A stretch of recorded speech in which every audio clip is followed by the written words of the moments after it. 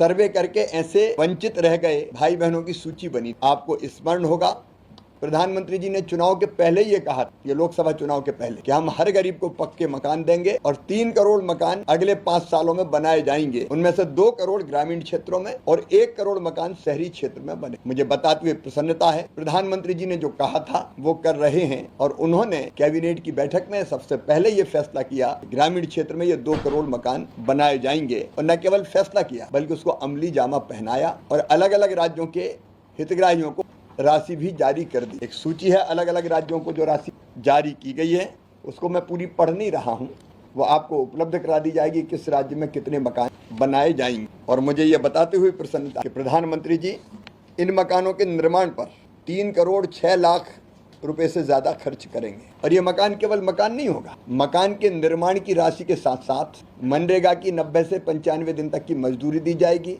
शौचालय के निर्माण के लिए घर में टॉयलेट हो, अलग राशि प्रदान की जाएगी। हर घर को उज्ज्वला रसोई गैस कनेक्शन अगर नहीं है अभी तक बहन के पास, तो उज्ज्वला रसोई गैस कनेक्शन उपलब्ध कराया जाएगा। पीने का पानी, घर में बिजली और उसके साथ साथ पीएम सूर्य घर मुफ्त योजना के अंतर्गत सोलर पैनल उसके घर लगे और वो बिजली बना पाए, उसका भी इंतजाम किया जाएगा। ये केवल मकान नहीं है, मकान के साथ जो बुनियादी सुविधाएं चाहिए जो गरीब की ज़िंदगी बदलती है, उनको भी इससे जोड़ा गया है। मित्रों, 15 सितंबर को प्रधानमंत्री जी 2 करोड़ नए घरों के आवंटन का शुभारंभ करेंगे। झारखंड में प्रधानमंत्री आवास योजना के अंतर्गत झारखंड के लगभग 20,000 लाभार्थियों को जमशेदपुर से स्वीकृति पत्रों का वितरण करेंगे। और इसके अतिरिक्त झारखंड में थोड़ा काम तेजी से होना चाहिए था, हमने लगातार प्रयत्न किए, क्योंकि 1,13,000 से ज़्यादा मकान झारखंड में बनने हैं।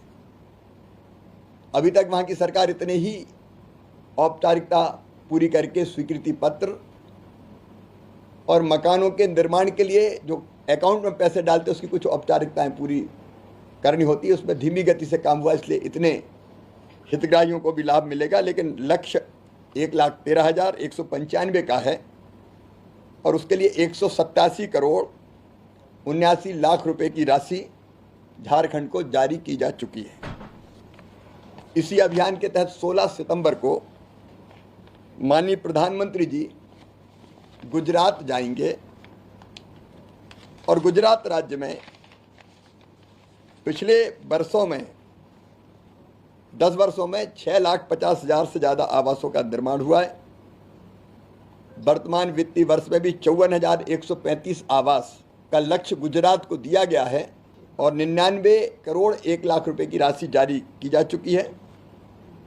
माननीय प्रधानमंत्री जी राज्य में 31,000 लाभार्थियों के खाते में लगभग 93 करोड़ रुपए की राशि हस्तांतरित करेंगे और 35,000 पूर्ण हो चुके मकानों में गृह प्रवेश का कार्यक्रम भी होगा।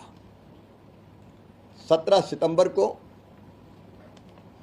प्रधानमंत्री जी उड़ीसा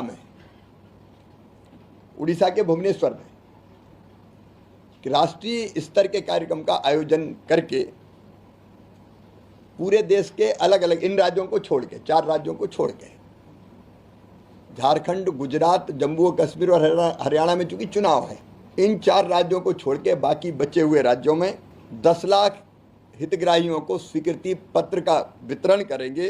3,180 करोड़ रुपए की पहली किस्त का डिजिटल ट्रांसफर भी सीधे लाभार्थियों के बैंक खाते में राशि जारी करके करेंगे।